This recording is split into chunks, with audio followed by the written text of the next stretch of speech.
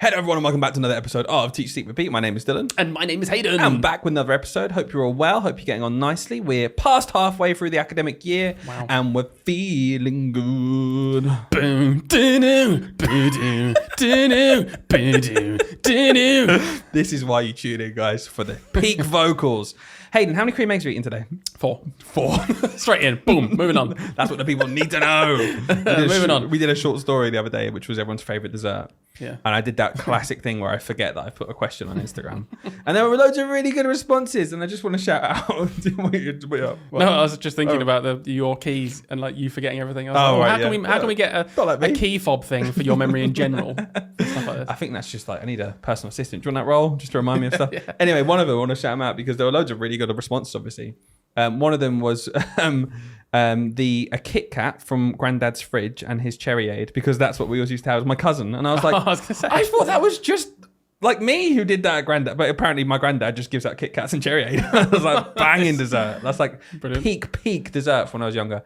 So yeah, we all this stuff. Someone said tiramisu, and I was like, oh, they're two ends of the class spectrum, aren't they? a lovely tiramisu or a cold Kit Kat and some Cherry Aid pop, which was 17p from the co-op. Potentially out of date. I don't know. Almost certainly out of date. I think if you went to anyone's grandparents' house and picked up something from the fridge, there is a 50% chance it's not in date Or anymore. from the cupboard, crisps. Always out of date.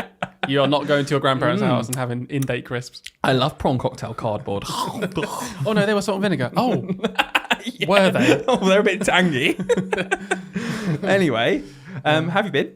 Yeah, not bad. Not bad. Yeah. A bit tired today. Yeah. We went swimming with the kids. That was nice. Oh, love Lovely. it. It's getting nicer every week, isn't it? Yeah. Because they're getting older. Oh, we love it. And they seem to like be actually enjoyed it a bit more. They were just a bit like potatoes in the water. I could have thrown a potato into the swimming pool at first, and it would have been, oh, is that Rory or is that a potato? Because they're doing the same thing. Do you remember the first 2 weeks when River did nothing but scream? Do I remember? Yes, I do. It's so awkward when they just scream. The funniest bit is when they obviously there's songs and stuff in this swimming because it's a club, and there's this leader at the front trying really hard to be like, jump jump went the little green frog, and River's just scream went the little cute river. She is going to be feisty, isn't she? Even earlier on, Dylan, all of them, everyone was round, and you played with Rory on the floor just after I played with River on the floor, and River was loving it, and I was like, oh, do this with Rory and see if he loves it. And as soon as you started doing it with Rory, I had her on my lap and she was looking at you just going, Yeah, she was staring. like, honestly. what are you doing She playing? looked like, how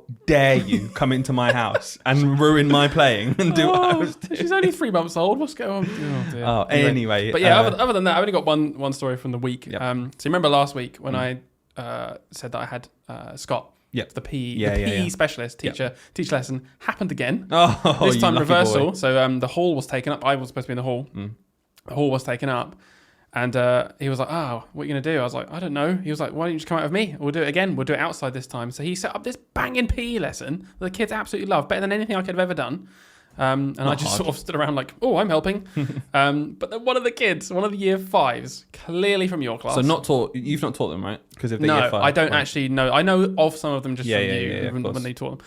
So just come up to me, and she was a lovely, sweet girl. I've seen her a few times, and she is one of those kids I think is generally really very polite, very really nice girl. Yeah. She came up to me with a lovely, beautiful smile, and was like, Mrs. Excuse me, Mr. Goldilocks and the 3 hairs.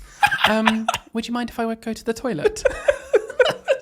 But she had this little smirk on when she was saying it, as if like, oh, Mrs. Stevens, you know the in joke that we called you. You know that. how polite she was because she addressed you by your full name, not full Mr. name. Goldilocks. Mr. Goldilocks and the 3 hairs. So I think at first she said Goldilocks and the 3 hairs, and then she went, or should I say Goldilocks and the 3 hairs? I think she remembered.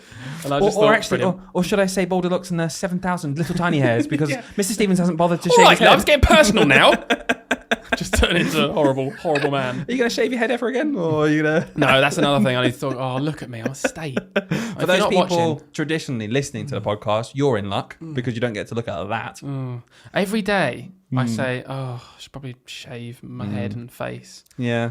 But I'm not sure you're someone who puts effort into how they look, are you? No, not... Oh, the 4 cream eggs and they're not shaving. Tells you all you need to know. What?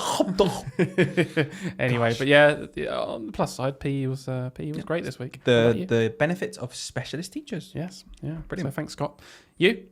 Assessment week for us. I know it's different to year 6. Year 6 are on a complete different time scale of doing an assessment every 6 hours. But in year 4, we do 3 assessments throughout the year. Mm-hmm. And we're on our middle one right now. So the children have been doing loads of maths and English stuff. I don't mind them. I quite like assessment weeks. Didn't ask.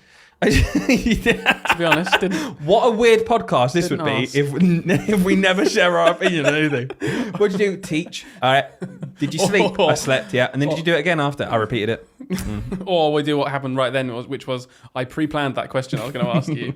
You remembered that I was going to ask you that question and just answered it without me asking you. So, yeah, what do you think of assessment week still? Everyone was like, yeah, I'm going to ask you because I really want to talk about it. I really want to talk about it, so I'm going to ask you. It's like, okay, in my head, I'm waiting to say anyway. Let's see what Hayden. I don't know if Hayden has something to say about No, I assessment don't. week. I want to ask you. Anyway, I want your I think thoughts. they're useful. We said it a million times before. I think it really depends on if you set and what your class is and where they're at in their learning journey, because there is a huge argument to simply say, okay, I could have just been teaching them angles that week though. Yeah. And instead of teaching them angles that week, they got asked a question in their test about angles, which they've never done before. And my class, I had to say to them, look guys, about 40% of this paper, we haven't done yet. So when it asks you to tick the triangles that have acute angles and which ones are symmetrical and which ones have obtuse angles, don't worry about that question. And they're like, Yeah. oh, okay. It's very weird because we never ever would do that to them in any other situation. No. It's not problem solving if they don't know actually what the things mean in the first place. Yeah. It's just, that's a bit of a waste of time. Well, do you remember when we read that Ofsted guidance like a year ago on maths? And one of the clear points was that it's not, they won't see it as a positive point if schools have assessment policies in place where children are assessed on knowledge they haven't been taught yet. Yeah. So yeah, that ever since we read that, I'm sort of like, oh yeah, I do kind of just not like. I suppose the flip side is if you're Assessments. looking at it from a point of view of data, it's very easy to see progress because if they do a test of the whole curriculum at the start of the year, the middle of the year, the end of the year, you will certainly see very clear progress from all children pretty much. Even if it's like, it's hard then to track how much progress they should have made because they've been taught it, but you will definitely see the numbers go up at least. Honest opinion, if you just did an assessment at the end of the year, right, and you only compared end of year to end of year to end of year, so in your time with them, you only did one assessment with them, do you reckon your progress would have been worsened because you didn't have those points across the year where you were doing those? Slightly, and that's Tests. only because you learn a lot from assessments, I think. You learn a lot of specific stuff. I learned, for example, in English, some children who are very solid readers and good at comprehension who are terrible at testing. Yeah. So therefore, I know now that those little group of children actually do need constant little just drip feeding of here's a 2-mark question, and actually they're going to want you to answer it in this way because we are leading towards the SATs and stuff like that. Whereas I know they understand and I know they know how to read and stuff, but there's that little bit of test technique, especially in maths when it comes to like arithmetic, for example. I know, for example, if I've got a child who's getting 32 out of 40 right now, I'm really pleased with them because we haven't done all of it. But if I've got a child that's getting 12 out of 40 right now, that's a problem. And I only know that because they sat a test. Yeah. I might know from my teaching, they're a bit wishy-washy on this, but actually, in a test situation, they're nowhere near quick enough. And actually, they're making this mistake consistently in a test condition because test conditions are very different to classroom conditions. Sure. So I think there are pros to it. I think it can be managed much better. I think in general, I think most schools do assessment 60% well, I would say. I would argue in that you clearly need points and we need to feed back. We've got parents' evening in a few weeks. Yeah. That'll be a very easy go-to to say, well, in class it's this, but here's the hard raw data. When they sat down and did half an hour test, they're getting this actually. So we need to work on that and that. Sure. In general, as professionals, I don't think we need them. But I think they're a nice grappling hook for progress. Well, there's some of the gap analysis you can get from it Sure. is genuinely really useful. But I guess the argument could be that you could get that in ways that don't involve doing massive week-long summative assessments that have loads of knowledge in that they haven't learned. You could probably do it with little cumulative weekly tests and things. I don't think there is a single argument I've ever heard to testing kids on stuff they haven't learned yet. No. That I accept. No. Other than it will show progress. The score goes up. The score will go up. But up. and that to me is like, of course it will. Yeah. Like that's the one thing that I can guarantee you is going to happen without knowing, without doing a test to find out. Yeah. If I give you a Spanish test now, Yeah. and then you learn Spanish for a year, and I give you another test, would it actually provide you with any information? Yeah, it's like, if I you would get kind of more? expect. I suppose, there might be an outlier that didn't learn anything. You might be, hang on a minute. Yeah. Yeah. But Okay. no, not in general. But anyway, so test week, I know it's really boring for a lot of children. Some kids absolutely love it, by the way. And I've said this before with SATs. Like, I don't actually think we should get rid of SATs because I think in the right environment, I think it can be a really positive thing for the children. And they've got to learn to do tests and things like that. And some children relish it. But there are always going to be some children who struggle with the idea of having to do tests all week, Yeah. especially if they struggle academically in general. Yeah. And they're a bit, like their ability isn't quite there to understand everything. It can be laborious and it's not nice putting certain children through tests. I don't like doing it. I never have. I agree. For those children in particular. So at the end of the tests all week, I was doing riddles with my class. So I found riddles online, genuine riddles, and the kids are so good at riddles. Yeah, All teachers yeah. will know this. Kids, there are just half your class will know the answer to riddles and stuff. It's just something they love doing. Yeah. So I'm going to give you some riddles I found online just to see if you know them. They're very traditional, so play along at home. If you've heard these riddles before, you're probably going to shout at us saying, yeah, obviously. So I've got 4 that I found that the kids loved and a lot of them knew. Okay. Then I'm going to read 2 riddles that the kids afterwards always, you get this at school, they'll put their hand up and say, I've got a riddle. Yeah. Okay, I'm going to read them Like a after as well. classic riddle. Okay, Yeah, ready? go on, So go on. first one. Susie's mum has 3 kids. Snap, Crackle, and... Susie. Yeah, good. Classic. And a lot of them got that. They were Yeah, like, yeah, yeah, yeah. Susie. And I was like, Yeah. all right then, all right, we're going to... Is Snack, Crackle, and Pop even round anymore? I don't even know. No, none. I put that up, and actually none of them Rice even had Krispies, heard right? of Snap, Crackle, and Pop. Yeah, Yeah. they were like, oh, I don't even know Are they what not it the is. mascots? That's sad. I don't know, but a lot of them were like, Snap, Crackle, and they were like, that's 2 random words. Yeah. One of them said Bob, and I was like, close, but not quite. Next one. You'll know this one. What gets wet as it dries? A towel. Yeah, good, a classic one. What gets shorter when you add 2 letters to it? Short. Yes, add er, it becomes shorter. They were like, a few of them had their mind blown. Yeah, by that's that. that's a good type of like thinking that one. I like. This one, I thought was going to be a riddle the kid had made up. So the kid told me this one. Yeah. But it was actually really good and it had an actual answer. And I was like, oh, I didn't know that. So let's see if you know this one. What stays stuck in the corner but travels the world? A stamp. Yes, well I've done. heard these before. I've heard all 4 of those They're at very some common point in the past. But I hadn't heard the stamp one. Yeah. Anyway, anyone who's a teacher who's worked with children knows that when you start introducing riddles, everyone wants to say a Yeah. riddle, Yeah. whether they've got a riddle or not. So these are some riddles that the kids came up with, ready? Okay. Gosh, we'd just done the Susie's mum one, right? Right. And they were like, oh, okay, all right. Can I do my riddle? Yeah, sure. Bob's dad had a son. What's his name? What's his name? Oh, is it Bob? No, it's John. Oh, that was the answer he gave. That was the answer. Someone said Bob. We're like, nah, John. Right. Okay. Thanks, kid. And one more. This one is just complete nonsense. I have a silver coin that's medium-sized. What is it? I don't know. 20p. I was thinking, is it going to be literally a coin? And I said to her, why is it 20p? And she was like, because it's medium-sized. And it's silver. Okay. That's not a riddle. But then someone else put down and went, yeah, but it's got 7 sides. And I was like, true. But Nothing also to do. irrelevant.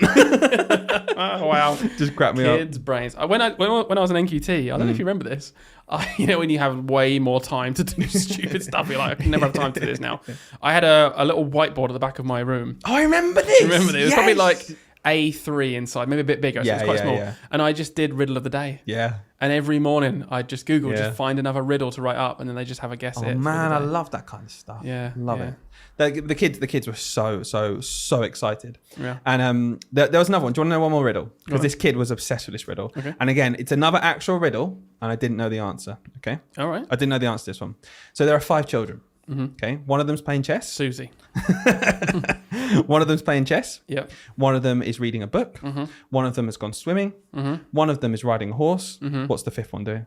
Playing chess for the first time. Oh, you're Mr. Oh! Riddle!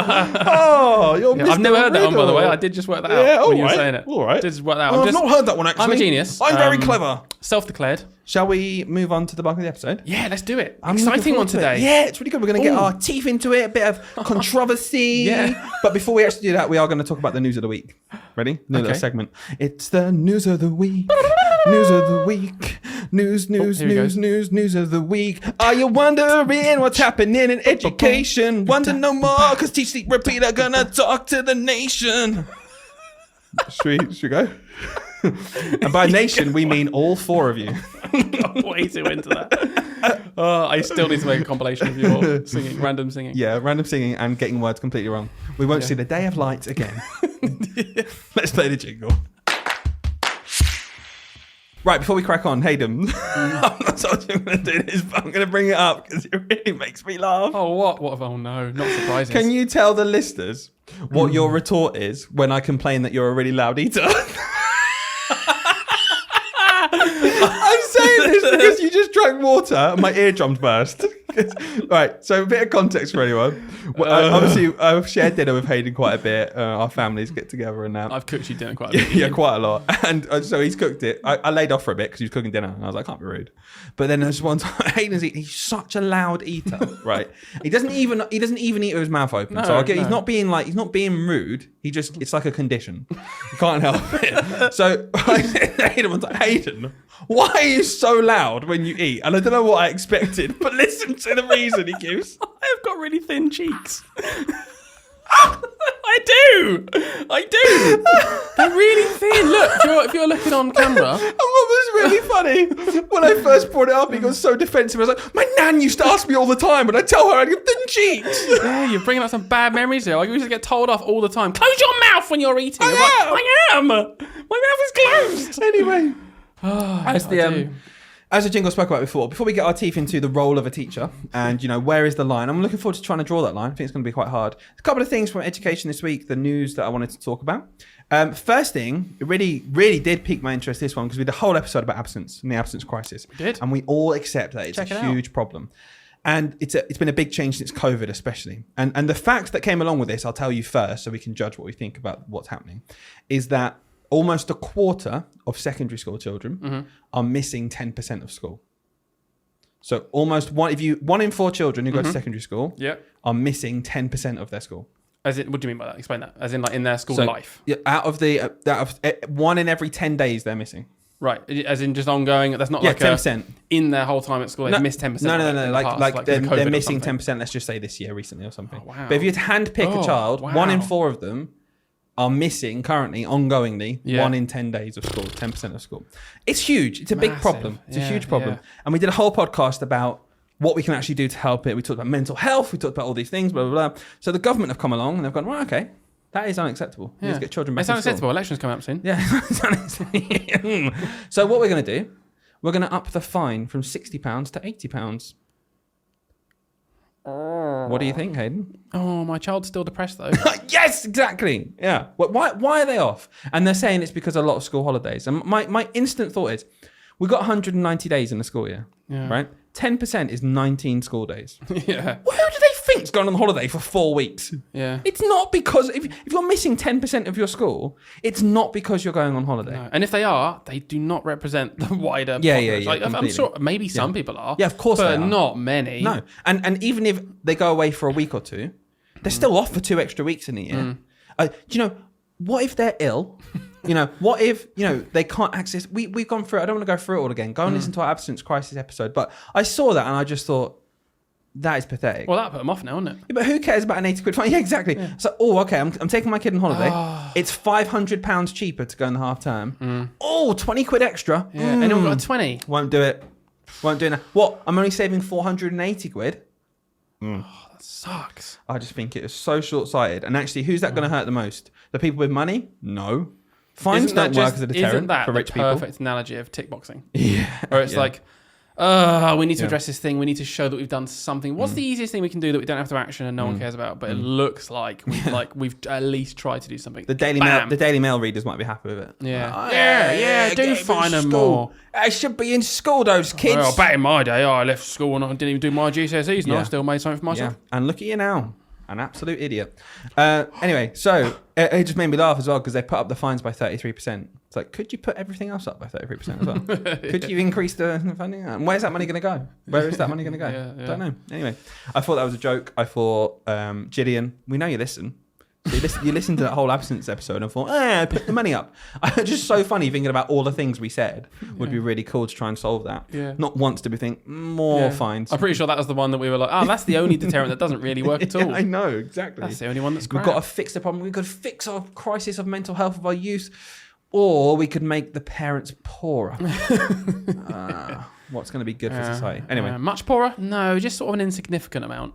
yeah. Just going up by £20. What a joke. Yeah. Anyway, the other thing in education, I'm going to throw this over to you straight away because it's apparently, again, we've not really been on social media in education and stuff for a long time, but this is something that gets brought up loads and loads, and it's always in the newspapers and like a cycle of news and stuff, is about the holidays that we get as a teacher. And it is kind of old school, the fact we have a 6-week summer holiday.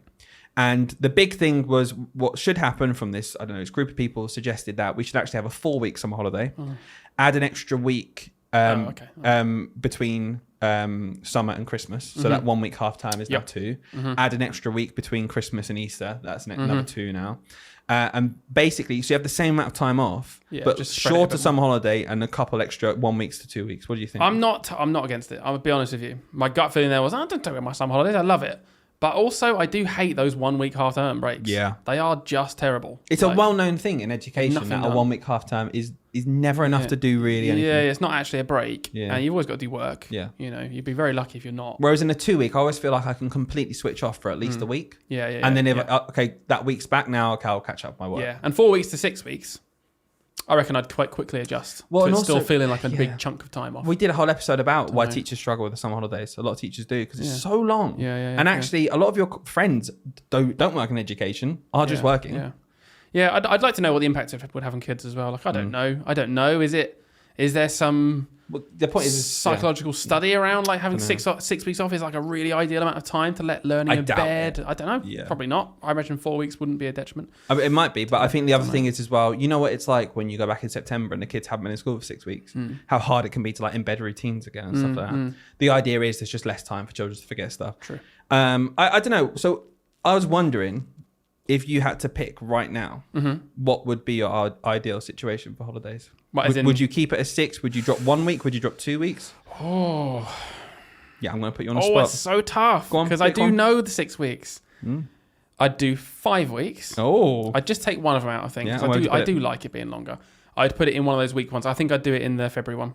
Would you? Yeah, that's where I'd put that. I think that's we talked about burnout last week. Yeah. That to me is like the peak time of the year where you really, really just want a 2 week holiday and you get the 1 week there and it's like, oh.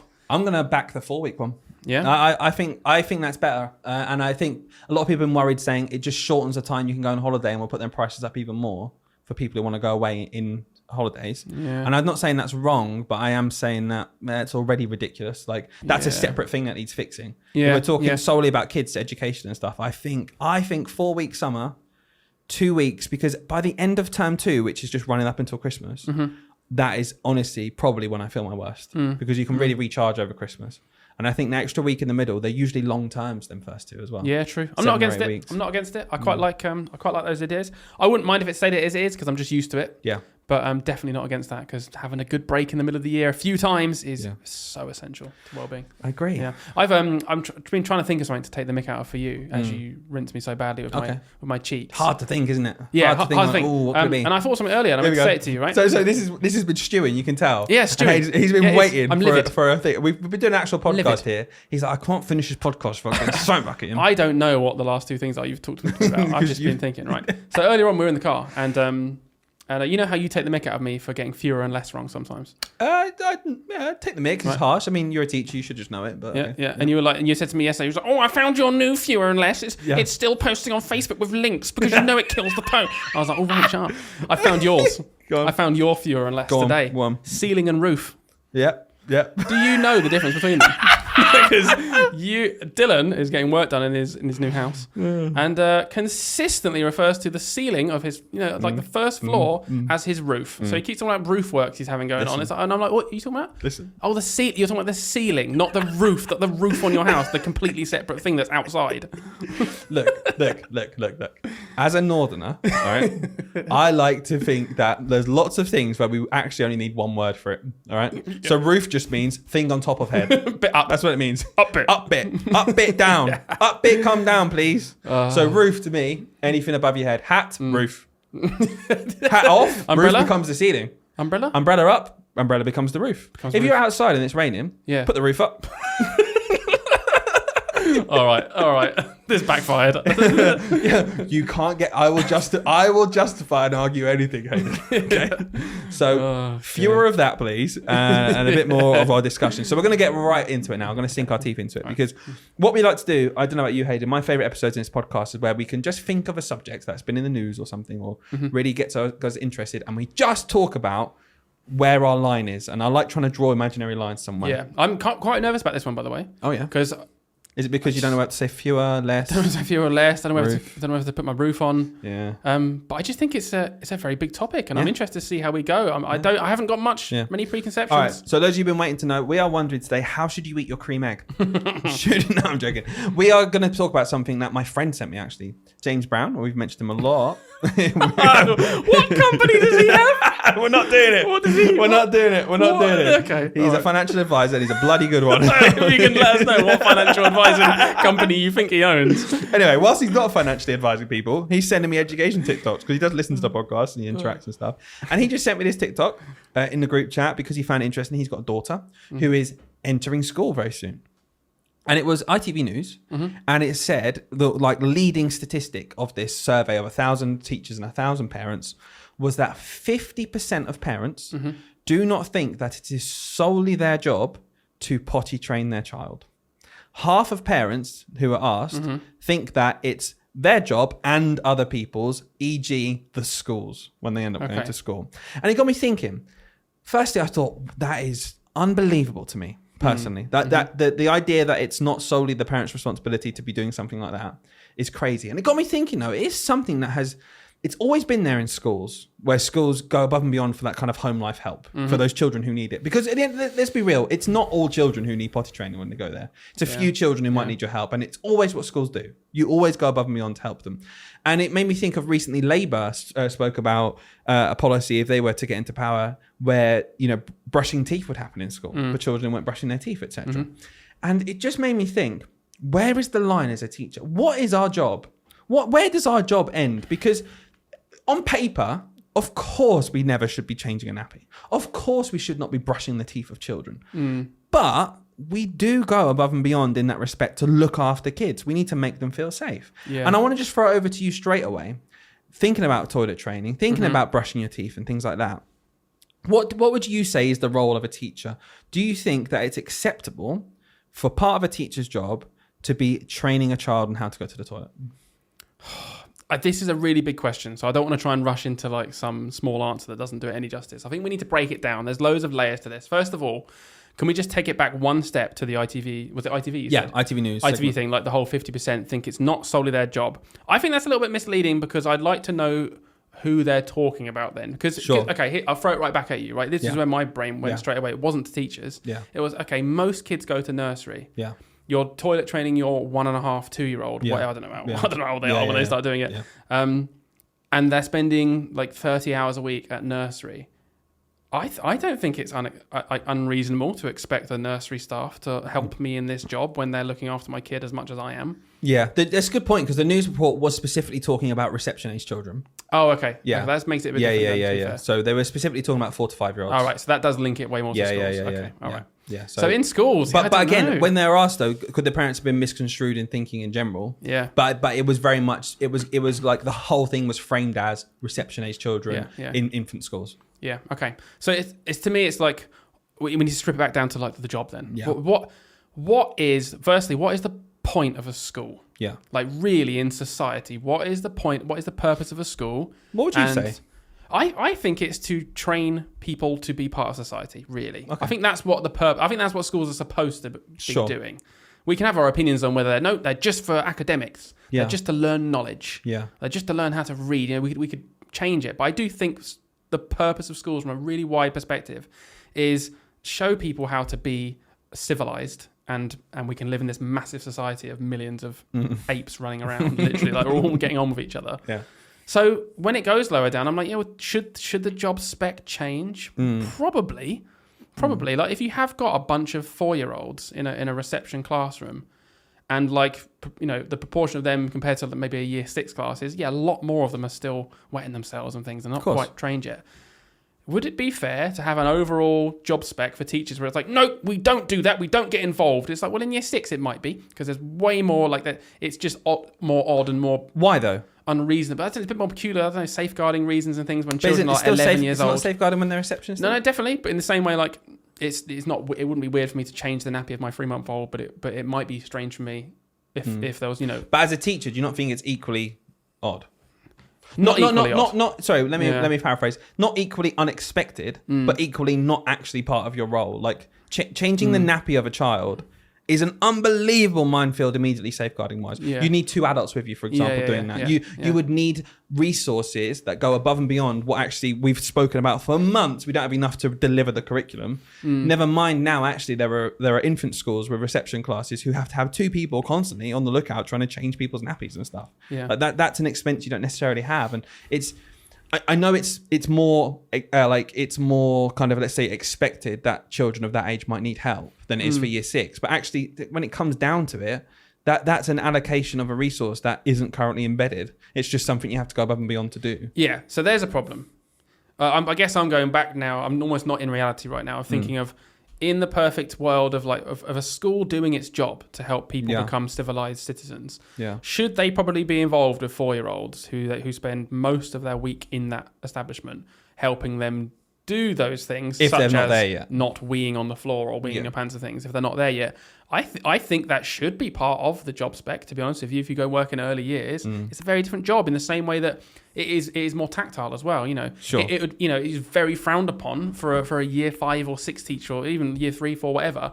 In general, really, in Key Stage 2, if you're hugging children and things, I think someone would have something to say about it straight away. Of like, oh, come on, that's, they're older now. But I think if you went to an early years and there was a 4-year-old that just wanted they were crying and they just wanted to sit on the lap of one of the adults in the room because they were mid doing like play, what's it called, play-led learning, whatever it's called. I think it was called. Yeah.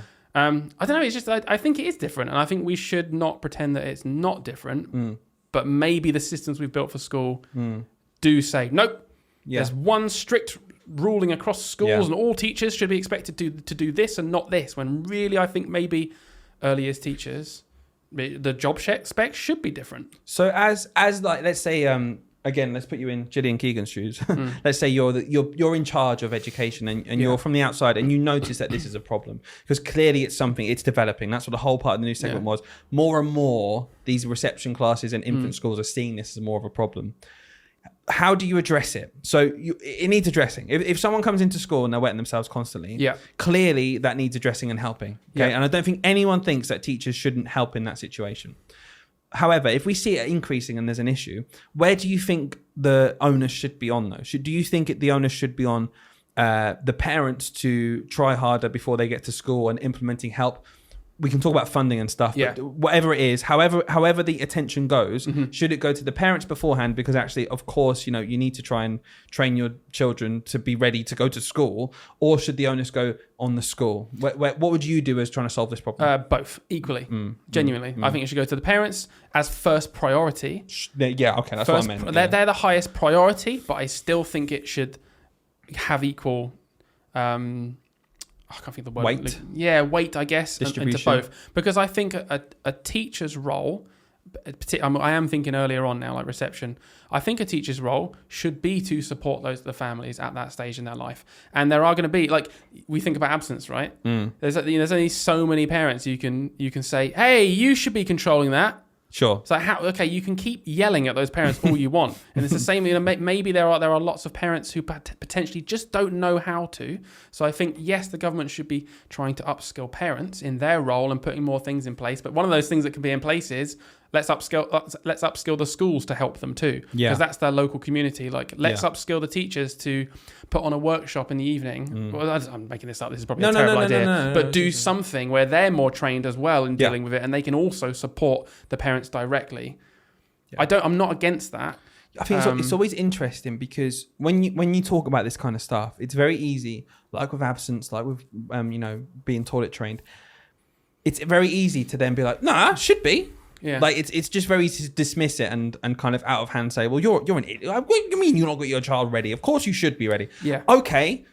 should is very different to the reality we're living throwing in. insults isn't actually going to help. So the fact is, they've got to school and they're not. Yeah. So, do we now want children running around school with wet pants and the teachers being like, well, I can't do it, I'm sorry. Well, it's not my job, it's the parent's role. It's like, okay, the parent isn't doing it. But if a teacher's genuinely worried about, like, because this is a really big safeguarding issue, this isn't like wiping snot off a child's nose. This isn't the same as, oh, they're a bit grubby after, like, let's wipe that.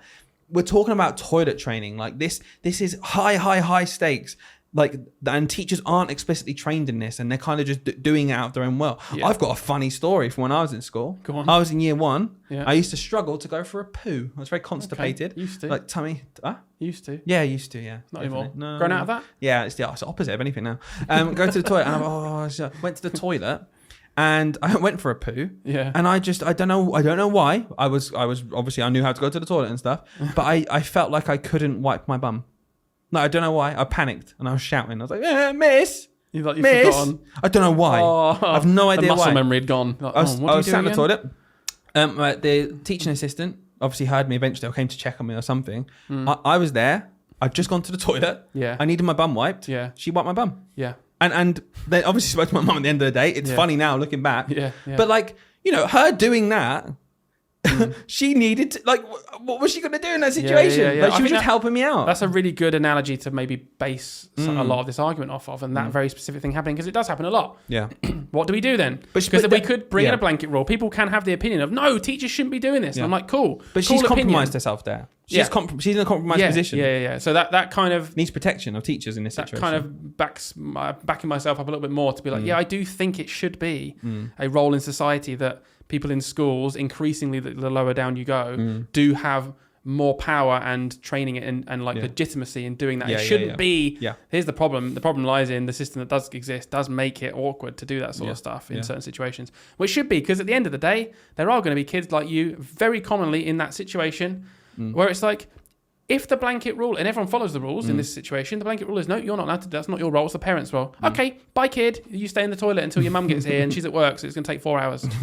Really? Is that that's obviously not going to happen. So maybe we need to foster a culture and system where it is part of the job role.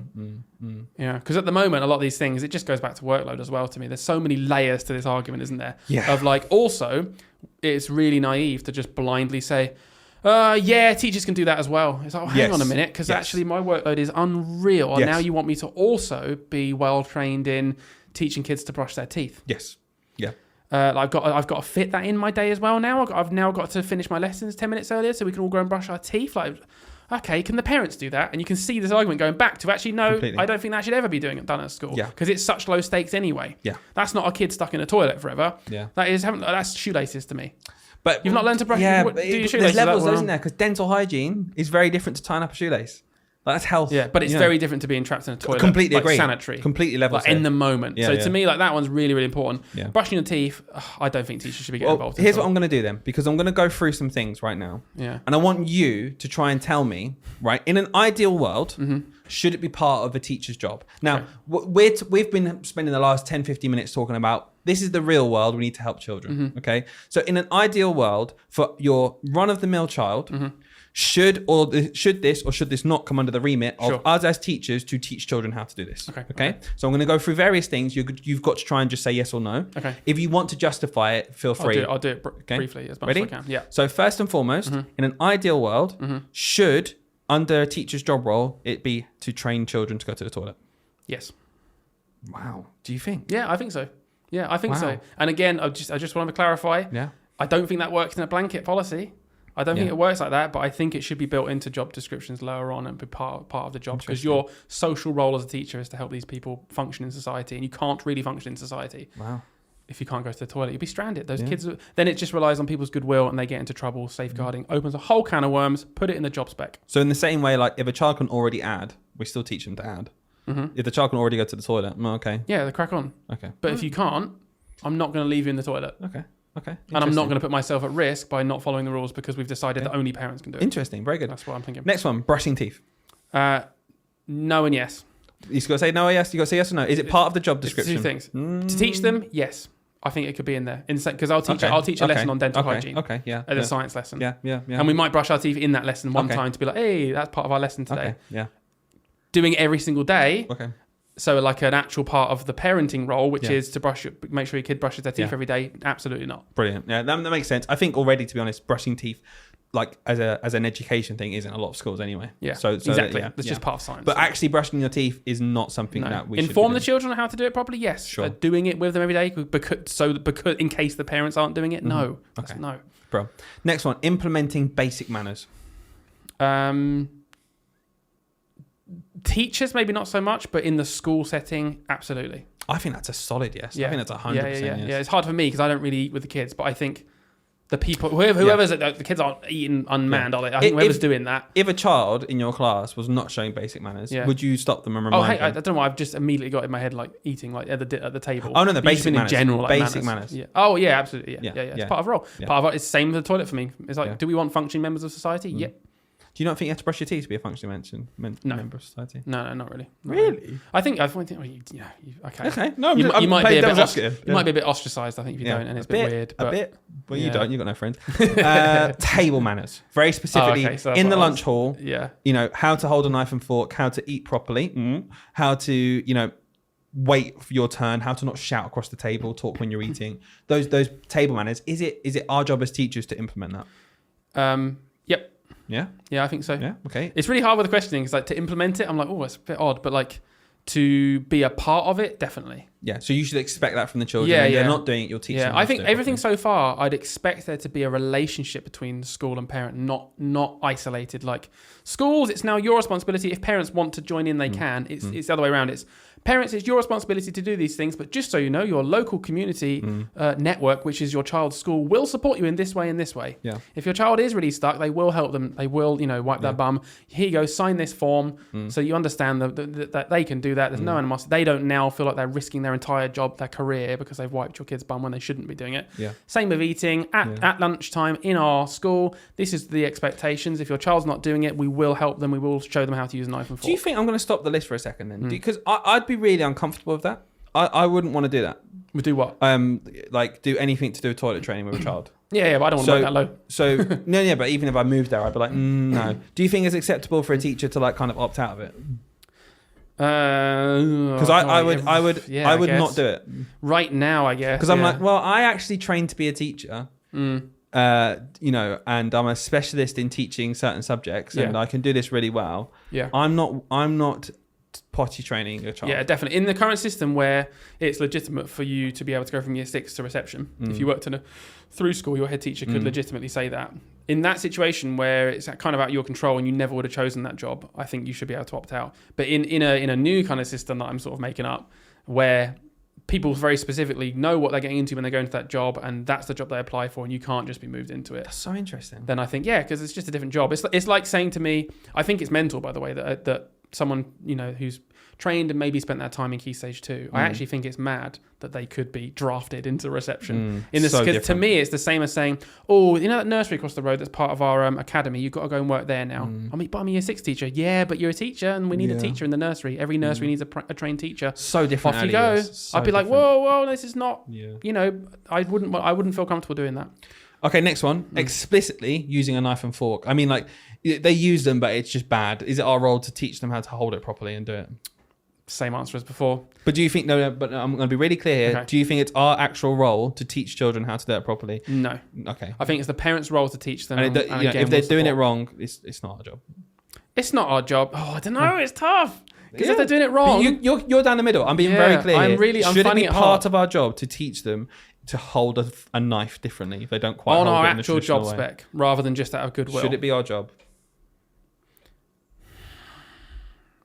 Yeah. Oh, I I think it so. should. I don't know. I'm just so on I the don't side think of it like should. social schooling. Yeah, no, there's nothing against that, Yeah, but I yeah. think if a child's holding a fork wrong and Yeah. I don't tell them how to do it, I shouldn't be reprimanded because it's part of your job. Yeah. Like if I didn't teach a child how to do column method properly in maths, Yeah. like what are you doing? That's part of the curriculum. You've got to teach them it. If I don't teach a child to hold a fork differently, I absolutely should not be reprimanded for that. That's not part of my job. Yeah, I think it could be in a job spec. Wow, I just think the current system's broken for it. Like if it was added in right now, I'd be You're like, adding in a lot for workload right now. Yeah. Like to be judged on and like, well, if you're not doing that, you're not doing your job. That's what you're saying. Yeah, I think it could be an educational role. Maybe not specifically teachers. No, but I'm talking about teachers. I'm Okay. kind of grey in the areas here a bit. Yeah, Like, yeah, I'm yeah, talking yeah. about, is it Yeah. a teacher's job in the Okay. same way it's my job to teach a child the wives of Okay. Henry VIII? All right. Is it a teacher's job to teach a kid how to use a knife? I've changed my mind then Okay. with a better explanation of what I'm thinking. Okay. No. Okay. It's not a teacher's job, Yeah. but I do think it should be the role of someone in the school. Wow. I think there should be a family liaison officer in every school, or someone who There has is a, already, who has a and role, they're doing enough. who has another person. Then again, Yeah. this all comes with funding, Yeah. imaginary funding. Wow. Someone's role should be Yeah. just pure family support, and it should be highlighting those kids who are not advancing socially in the correct way because they haven't got proper manners, and you help them, you help the families. They can't hold their knife and fork. You help them, you send a little letter home with them Yeah. saying, "We've helped your kid hold It's their not knife and fork condescending. properly." I don't think so. No? No, not Where's at the all. line? It's interesting. I'm going to keep going. I'm going to keep going. Blowing your nose. Blowing the children's nose. Like, they've got a snotty nose. Is it your job to make sure they know how to blow their nose, or do you just let them do what they want to do? That was so low stakes. No, I don't think that's a teacher's role. Why at is all. that different to using a knife and fork? I just think you could show a kid, just get that tissue there and just Yeah. wipe it there without me Yeah. getting involved. Okay. But it's not, is it your job though? What, to tell them to show them how to I'm do it? talking the same as I've got to deliver the curriculum. Is it my job to make sure everyone in my class can blow their nose? It's such a weird... No, it's not. Okay, good. But I'd expect everyone to do it. I'm so weird. Yeah, I don't know. You're going to, like, I think a Yeah. lot of this people do out their own back, but I think it's like we're expecting schools to pick up a lot more here. And I don't know. Yeah. Let's go to this one. This is really interesting. This Okay. happens a lot. I want to get your teeth into this because Yeah. I don't know what I think, and I want to know what you think. Financial literacy. So, Hmm. should it be on the curriculum? You see this with every. Why didn't they teach us how to do our taxes in school? Why? Yeah. Why don't they tell us how to return a Yeah. form and do our P60s? Oh, what's all this stuff? Do you think that should be part of a job? in school? I am so passionate about that one. Yes, absolutely. In primary school? Absolutely. Oh, okay. Primary school. No, I'm asking now. Primary school, no, but secondary school, yeah. Yeah. Secondary school, like 100%. Mhm. I think it's mental that they go through so much maths and English. That's always, do it in context, it's better. Do you know what the best context is for maths? Is the stuff they do in real life. Can we just teach them a bit about that? Yeah. And it's not even, it can be quite interesting when you actually Yeah. teach it properly. Do you remember when you first learned how tax works properly? Yeah. My mind was blown Yeah, that yeah. there is a whole chunk of money you earn that is never ever taxed. So like the first 12.5 grand, I think it is right now, Yeah. is never taxed because it kind of feeds into this like almost like resentment of taxing people more.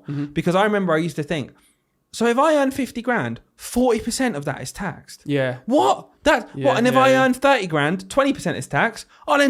I earn more if I get 30 grand. Yeah. These bloody people working less and get more. That's a Like, classic that is lesson. not how it works remotely. I've spoke to so many people in my life, genuinely, who have... And adults. Always Yeah, adults, yeah. in fact, who have genuinely not understood tax bands and how they work and how they're cumulative and not, Because you only get taxed 40% on what you earn over 50. Exactly. Someone said to me once that something along the lines of, I'm not going for this job Yes. role, or no, not going for this increase in pay Yeah. because it puts me into the next band. Yeah. And therefore I'll earn less money. And I believe them. I didn't understand Yeah, it at the time. yeah. I was like 18. I was like, oh, is that how it works? Yeah. You go away and learn about it. And so, yeah, I do think that in secondary school, part of the national curriculum should be a unit, whether it's in maths or English or a separate thing. Business studies or general studies. General studies, whatever it is that all kids have to do. Yeah. I think there should be a bit on just the basics. It doesn't have to be complex. It's just this is the basics of society. How interest works. We've spent 15 years training you to be part of this society. Yeah. And we're not going to tell you the one guaranteed bit that affects basically or literally every single person. It just seems stupid to me. Yeah. And a lot of people, I love the arguments. Have you ever heard people's like justifications for why the government do it, like conspiracies? To keep them in their place. Kind of. Yeah. It's like, we don't want to educate the people because then they can rise up. I don't think. Do you know my biggest thing with conspiracy theories is you're giving the government too much credit. They can barely talk to each other. Like I'm listening to Rory Stewart's book at the minute, who was a conservative like minister and worked in the government since like I think 2005 or 2010 maybe. for the Conservative Party, and he just talks about it, and it's a complete mess. And it's like, okay, there is absolutely no chance that there's this underlying conspiracy. Yeah. They're just hapless and terrible, and literally just on a whim, like trying to take power. Yeah, and hence like, the WhatsApp group, the WhatsApp messages that came out with Boris and all that. So I want to turn it back into you now, because you've questioned me a lot, and I'm still processing, by the way. So if you're listening to this podcast and maybe you have disagreed with a few things, don't think I'm that set on my opinions, because things will change as I think about it more. You're being very I don't think anyone could disagree with what you're saying in terms of it's very nice. It's lovely what you're saying. Yeah. I just don't know how realistic I want to be judged on this stuff. Yeah, I guess so. I guess the way I see it is I don't think the current system is doing what schools are supposed to do properly. I think we've got way too focused on academic. It's only about academics. And I think the job role should be more open to more things. Like a social But there's role. no room for it now. So it doesn't work now because we've filled all that job role. We filled 110% of that Come in a job bit, role. mate. The framing's all on. Are these people We watching? filled. I'm leaning back more and more. 110% of that job role is already filled now with teach kids this knowledge. So it's like right now, I think it's completely unreasonable for any of those things to be in a teacher's job spec. But I do hate the idea, therefore, that if every single person followed the rules to the T, that there are just kids going home, not because they're not learning it from home, and then therefore they're not learning it at all because we're like their only other like social point of contact. I hate that. I think that just makes me feel sad. It's like imagine just being in dinner hall and there's like some year sixes and they've all known how to use knife and fork since they were about 4 years old, and then there's just that one kid who can't do it at all, and every teacher's like, don't say anything because not our job role, and they just go home and continue to not be taught how to do it for whatever reason. I just hate that. I'm like, there should be a system in place, whether it's me and you, or whether it's better funding to have other staff in the school whose job role is that thing. I'd be much more open to that, I think, where it needs to be attacked properly from the outside and not just another thing tagged onto our job. I think that's what all teachers are fed up on. Teachers are fed up now. If Labour come in and say, you got to brush teeth in school, and that's like basically all they say, I would honestly turn around and be like, shut up. You're an idiot. Like, you need to come to this. I'm not against any of this, because what's the number one reason we're teaching is to help kids. And this helps kids a lot, all of this stuff. So I'm completely for it. What I'm just fed up with is how easily they think that they can just say, schools will do it. Schools will do it. It's how? Like, how? With what system? Yeah, what are you talking about? Yeah. So it's funny. I'm just going to circle all the way back round. Yeah. And I do actually just want to hear more about your opinions on those particular things, perhaps, or your wider opinion. So I think my widest level, my overall opinion here is I don't actually think teachers, so like classroom teachers, should be doing any of those things. That should not be in the job spec of teachers. But I do think the system should change to allow for somebody within school to have like an actual proper responsibility. Their actual job role is to do those things. Yeah. I just don't think right now. The reason I kept saying yes is because I'm like, I don't know who's going to do it, and I don't want to leave these kids out. I don't think it really should be teachers. I think a teacher's role should be: here's the national curriculum, teach it. That's it. Leave politics out of the classroom. Leave your opinions on authors and books out of the classroom. You know, we talked about that before, maybe to an extent. Leave your opinion on their home life out of the classroom. Your job is to teach them. We've got this set of staff over here, these care workers that work in your school. They will chase up, the social side of being a citizen, and they will make sure that kid is toilet trained and that kid can brush their teeth properly. Yeah. I don't know. Yeah. No, I think I'm a bit of a hypocrite, because I just look at this and I think if it's added to our job spec, I would be really, really annoyed. I'd be really annoyed. However, I do see our job as much more than just delivering a curriculum. Yeah. And I practice. Well, you practice that. I practice what every teacher I know practices this, because actually we're also essentially, for anyone who doesn't know in education, as teachers, we are also essentially the safeguarding lead for our own class. We're in charge of safeguarding and providing children with the things that on their plan that they need. That's not teaching a curriculum. That's helping a child with what they need legally via a legal document to access things. And it does lead back to learning, I suppose, but that's got a lot of social stuff on there. I've had IEPs before, which are plans for anyone with an education healthcare plan, where one chunk of it has been social development. It's been, playground games that are structured with other children. That's not about teaching a child how to multiply fractions together. No. That's about helping a child actually hold a conversation with an adult. And do you think that should be part of your role then? Because that's a plan for you as a teacher to be accountable to. Yeah, I'm okay with that. I think that funding is absolutely broken, and I think we're expected to do too much. But for me, a legal document when a child in my care if it's been, signed off by professionals and it's what this child needs to access a curriculum, absolutely part of my role is to give that to the child because I'm in charge of their learning. That's my role as a teacher. And again, I think it's a really grey line where this goes to because, do I, okay, so we would never ever accept that, let's go to morality for a minute. Let's have a little chat about morality, okay? Okay. Because I am always, I never ever know where the line is as a teacher, teaching other people's children about morality.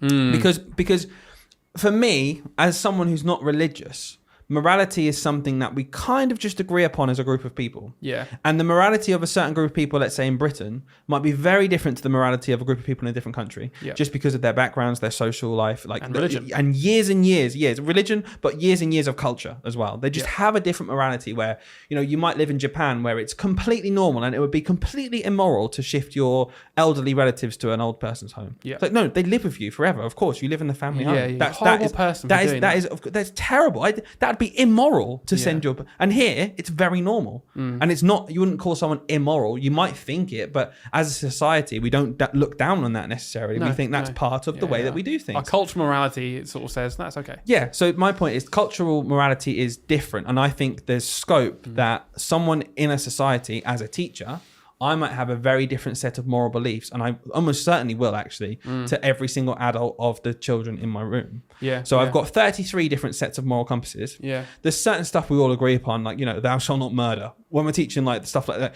the commandments of being nice to each other. No one's ever going to argue with that stuff. Yeah. But where is the line? Because just because we say no one's going to argue with it. Okay, so do I now say to people, for example, it's really important that you vote in the election? Do I say that to kids? Yeah. Is it really important that you vote? Or is that just what I immoral. think? It's immoral if you don't vote. Yeah, you should vote because people have fought for that, so you should vote. Should you ever say that to a child? Yeah, no, I don't think so. Yeah, but this is what I mean. But should you ever say to a child anything then? Yeah. Where is the line? It does just go back to, it's the line, isn't it? It goes back to, should you be changed? Should you be wiping the bum? Yeah, exactly. Oh, most people probably say no, but you might do it. Yeah, they need what I mean. Like, there are lines here, and it's... Okay, I'm really uncomfortable with them. Here's a really, really hard one then. A genuinely hard one. Okay, a child in the school is being racist. Yeah. Something like that, where it's like, okay, cultural morality, we generally agree that's... Yeah, we have to come in. That's not bad, okay. Exactly. But it is pushing that line up again away from education, though, isn't it? It's like actually, this is something that we think, It's like, it's pushing away from traditional education. Because I'd argue that if, let's say you're having a racist incident with a child in your school, you're still educating them that to be part of this society, this is completely unacceptable. Yeah. And you need to be re-educated in terms of why that's wrong. I completely understand what you mean. Because what, and again, there are lines here where, for you might think someone's behavior is completely unacceptable. Yeah. But there might be a line where it's like, well, okay, it's wrong, but it's not something where it's that serious. Yeah. Where's the line where we step in and say, you need re-educating? Because then it's the whole thing of like a system re-educating a child based on something that the parents might disagree with. Yeah. Someone else might give it much more severity. Yeah, completely. Yeah. And actually, racism is a bad example for that because generally everyone agrees. We know the line agrees with on that. But there are probably other things. Yeah. That are like someone might say, well, that was really bad. And other people might be like, I mean, it was a bit bad, but there's a lot of worse things. Okay, let's look at it this way, right? If a teacher during the strikes explained to their class, I was on strike last week because I think that the way the government have handled I think, the government haven't offered us enough of a pay rise, in my opinion. Yeah. That's why I was on strike. I think it's unacceptable. Is that okay? Probably not.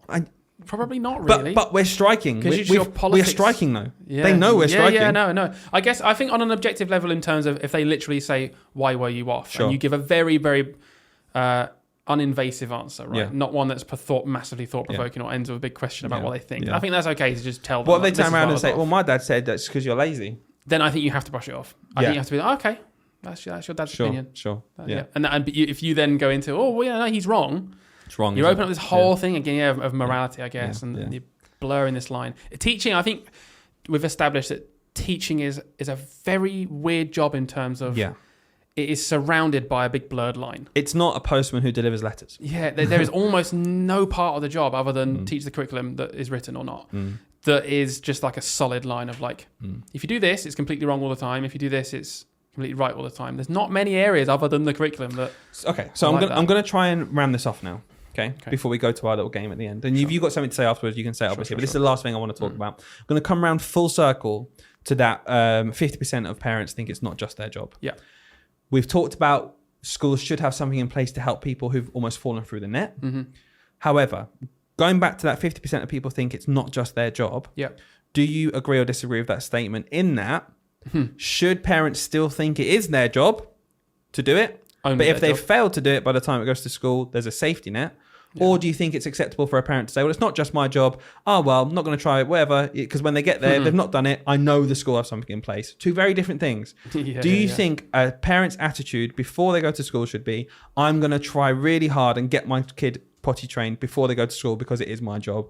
Or do you think it's acceptable for them to say, it'll happen when it happens and school will help me out?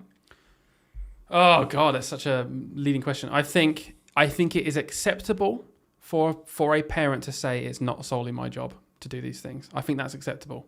But it was quite the way you worded it. It was sort of like two binaries. And but either it's okay for a parent to think that the school will help, it's not just my job. Yeah. Or a parent should think it is my job. I know I might not succeed and I know there's a backup. Yeah. But I know this is that my is job. what I mean when I think that. Yeah. So I think it's acceptable for a parent to say, it's not solely my job. It's primarily my job, and I'm going to try my hardest to get these things done. But it's not solely and only my job to do that. I think that's okay. I think people take the mick out of systems in any way. Yeah. I think we've talked about before about like benefits and things. It's like, oh, should we get rid of benefits because some people take the mick, even though loads of people get help? No. Should we make it so that you lose your job as a teacher if you help them brush their teeth ever once, or you don't leave them stranded?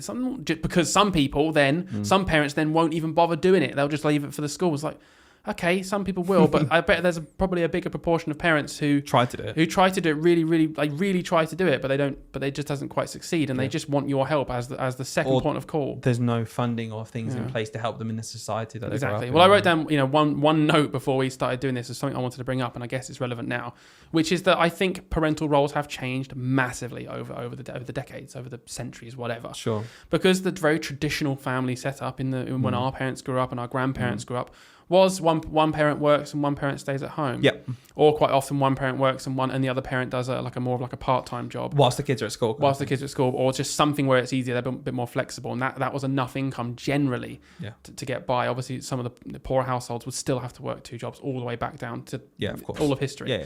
But it was more normal for that situation to have happened with one parent working, right? Yeah. So it does free up a lot of time. And right now, I don't think it's normal for that to happen. I think it's normal that both parents are working like 40 hours a week. Yeah.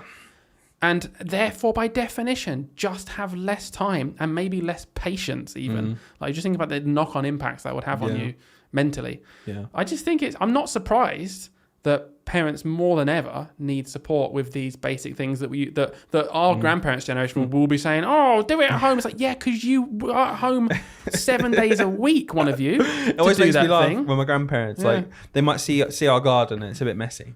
Yeah. Oh, you need to get that sorted. So you go in your garden every day for 3 hours. Like, I'm working. Like, no.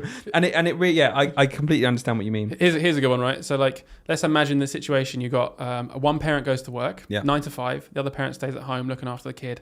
Whilst the one parent's at work, the parent that's at home has now got this freed up time that people in our generation wouldn't have to do all of the home training stuff, right? Teaching your kids to do stuff. Yeah. Now, fast forward, we're saying to that person, hey, you now also have to work 9 till 5. And they're like, oh, okay. When am I going to train them? Well, you still got to get it done. Well, I guess that's when, like, preschool and nursery and stuff.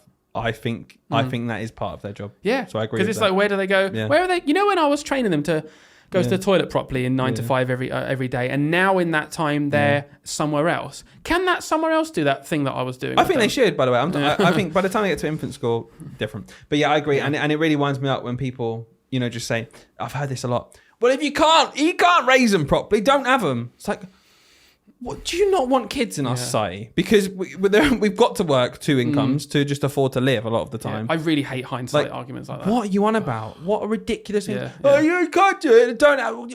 If anyone's argument is, well, don't have kids, I'm like, okay. Like, again, for some people, maybe you could say that and be like, okay, well, whatever. Maybe they're not quite...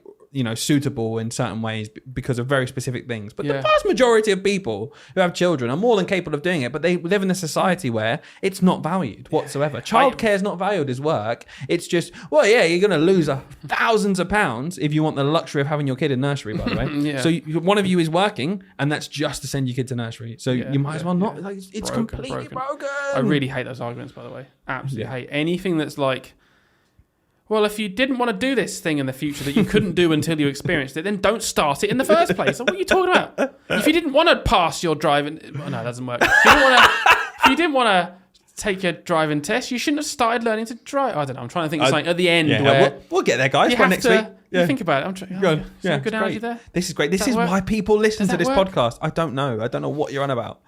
We can always wrap it up there, though, Hayden, and we No, can no, you get it. do a little jingle, have a little think, Yeah, and then we'll play a quick game. I'll have a little think. I'll come back with that analogy. All right, It'll okay. be Can't more wait for it. thought through. Can't wait for it. Guys, we've got a quick game coming up.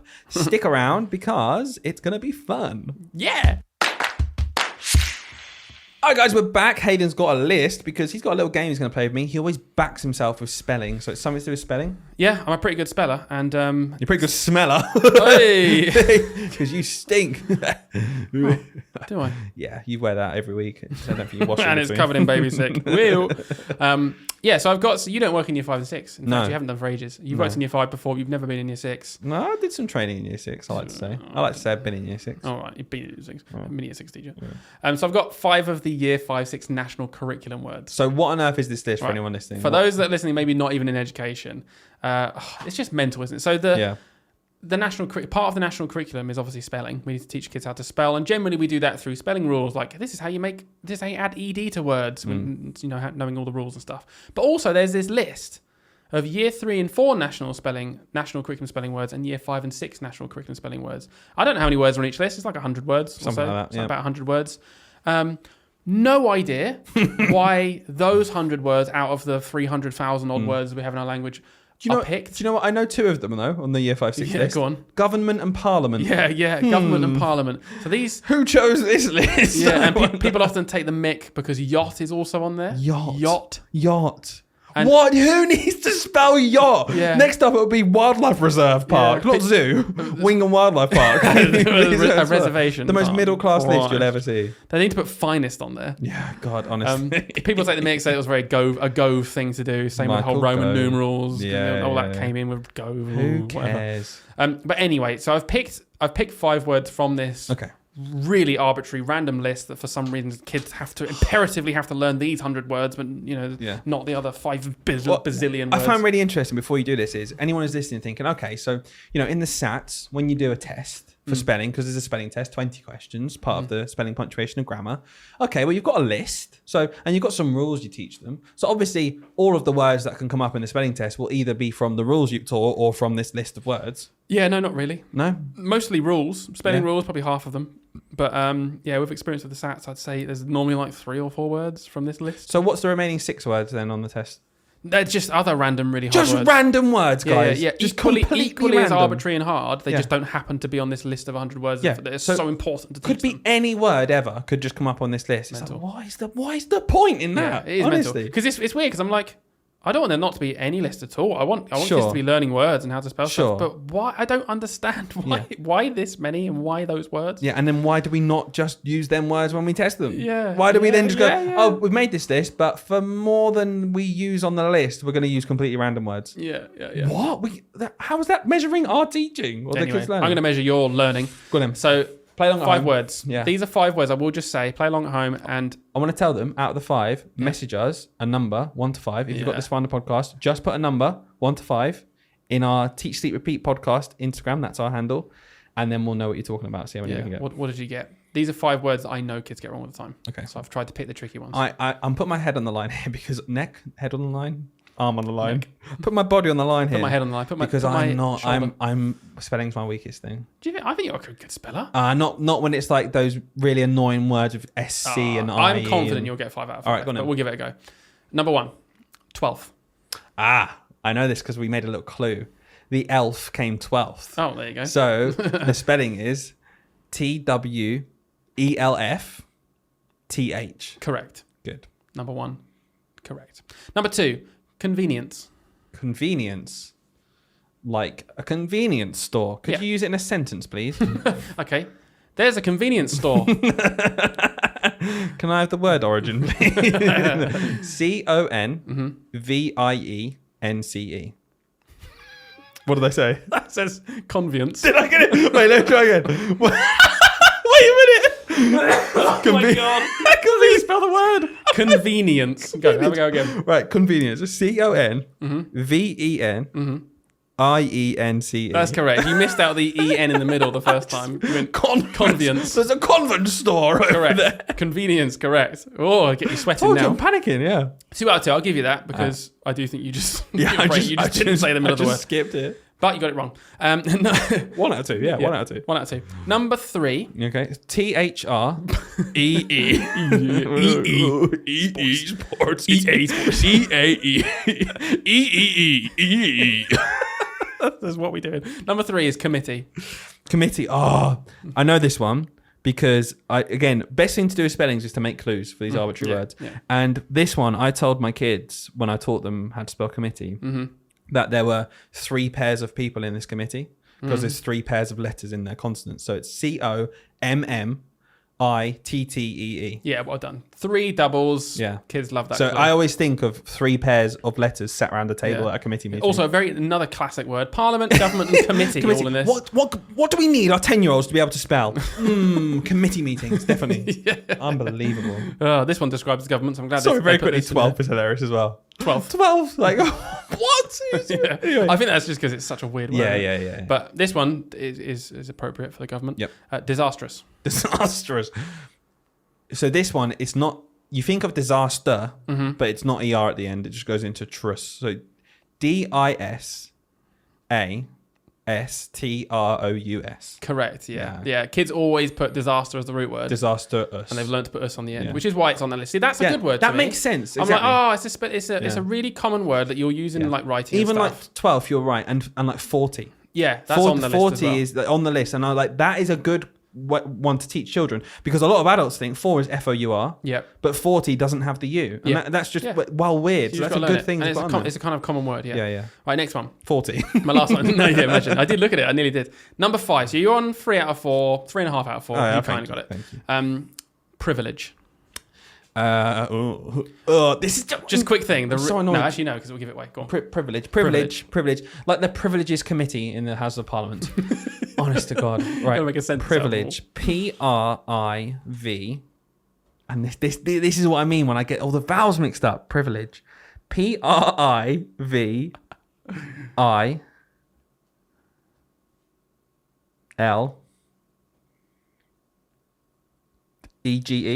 Correct. Yes! Well I really done. thought I was going to get that wrong. So, fun fact, that word I put on there because it was special to me because I spelt that wrong. Right. I'm not joking until about my 6th year of teaching, and I suddenly realised. You know when you just overlook something. Yeah. I suddenly realised I was putting a D in it. Privilege, like ledge at the end. Privilege, yeah. And I suddenly one day I was like, oh my God. Yeah. There's that. I thought it was wrong. I was like, no, Yeah. Google it. I was like, it hasn't got a D in it. He's spelling it wrong all these years. I haven't taught it. Do you know what my one is? That I fell into the trap of until I was a teacher. And then when I was a teacher, do you know when it's like 50-50 and you teach yourself really, really, really well that it's definitely that one and you've taught yourself wrong. So you always like, no, wait, I get this wrong. So it's the other one and you get it wrong still. Yeah, that's classic. Was Kids do that as well. definitely. Yes. Every single time. The only way I ever learned how to spell definitely was to think of finite. Yeah. And then I knew it was Same. I. That's how I spell it. But beforehand, I was definitely. I was Yeah. ATE. Most people are though. Yeah, of course Honestly, they you are. see that everywhere. I see Yeah. that. I see that spelling mistake. The littered. only way was I had to go, okay, finitely. Wasn't that the word in that? What was that program? Oh my God, Line of Duty. Line of Duty. Wasn't it that? Oh my God. And then everyone Definitely. watching it was like, oh, he typed in definitely wrong. Spelt wrong. That, by the way, Line of Duty, we can go into all different things. Line of Duty, 9.5 out of 10 TV program until the last season. Oh my God. Did it do a Game of Thrones? The Game of Thrones. ending. Game of Anyway. Friends. Game of Thrones. Game of Friends, that's a different episode. Game of Thrones. Guys, I really enjoyed that. I still don't know where I stand on that kind of stuff. So the best kind of podcasts, I suppose, really do just waste an hour and 15 of your time. No, Dylan, that's not right. We know where I stand. I think I was quite clear. I gave a 7 at one point, right? Okay, so I was very, very clear with what I think schools should be doing and Yeah, their role all should right, be. fair enough. You need to give me a clear, definitive answer. Yeah. if it's going to be part of a teacher's And we'll job, see you next week. I'm joking. Go on. if it's going to be part of a teacher's job, it needs to be well funded, well trained, and teachers need to be comfortable doing it. I think with something that is drawing the line of changing a child's underwear if they've gone to the toilet and stuff, or helping with that, that is a red flag zone to me. I have been trained so well to be like, nope, not getting involved whatsoever. I don't think there's not a need for it. I think there needs to be really, really good training and implement stuff. Don't do what this government does and just increase the fines by 80 quid. Oh, if you needed to be toilet trained, you got to pay. No, let's try and help them. Let's put stuff in place to help them before they get to school. Mm-hmm. And if they still get to school and need help, obviously we're going to help them still, because that's our role. Us as teachers. Obviously, a school. Okay, back to the original one then, because you challenged me on this and made me get clear. Yeah. We're about teachers though. Yeah. Is it the training comes in, now you as a teacher, right now you have that training now? I think as a school, you open it to people in that setting. If a teacher wants to be trained in it, fine. And they're the designated person. However, I believe that a teacher's role should be to be delivering lessons during the time in school. Mm-hmm.